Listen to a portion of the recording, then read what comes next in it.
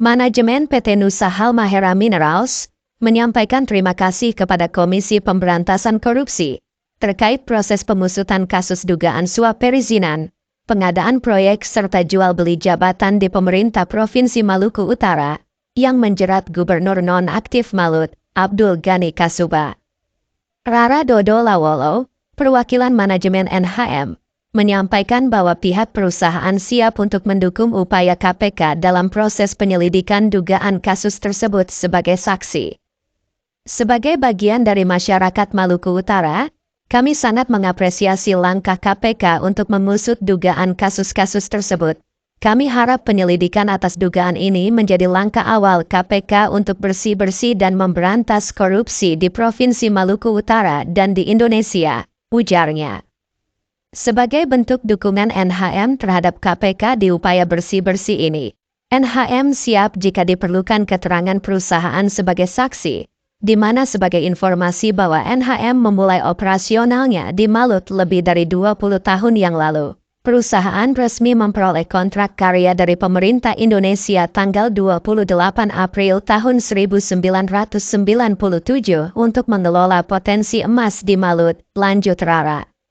Perlu diketahui bahwa izin kontrak karya pertambangan adalah jenis izin yang dikeluarkan oleh pemerintah pusat. Sejak awal beroperasi, NHM dikenal sebagai perusahaan yang taat dalam menjalankan kaidah-kaidah penambangan yang baik, good mining practices. NHM berhasil memperoleh sejumlah penghargaan GMP dari Kementerian Energi dan Sumber Daya Mineral, di antaranya penghargaan Trofi Aditama untuk pengelolaan teknis pertambangan mineral dan batubara periode penilaian 2021, dan yang terbaru meraih penghargaan utama aspek pengelolaan lingkungan hidup serta penghargaan Pratama aspek pengelolaan konservasi mineral dan batubara periode penilaian 2022. Kemudian pada tahun 2023, NHM menjadi salah satu penyelenggara Hari Lingkungan Hidup di Provinsi Malut.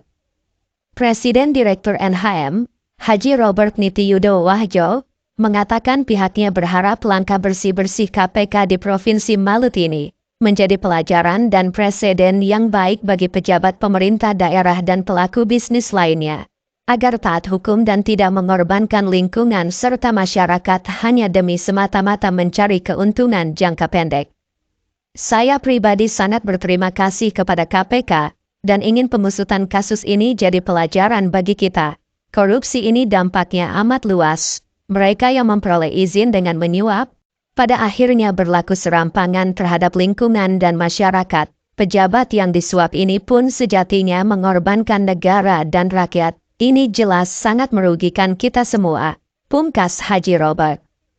Presdir NHM, Haji Robert Nitiyudo Wahjo, tengah menjajaki berbagai peluang kerjasama bisnis baru dalam rangka ekspansi bisnis perusahaan untuk 10 tahun ke depan. Salah satunya kerjasama kontrak pertambangan dengan sebuah perusahaan asal Inner Mongolia yang memiliki spesialisasi di komoditas perak, timah, dan emas untuk area Togurachi Extension atau yang biasa disebut Salut Area.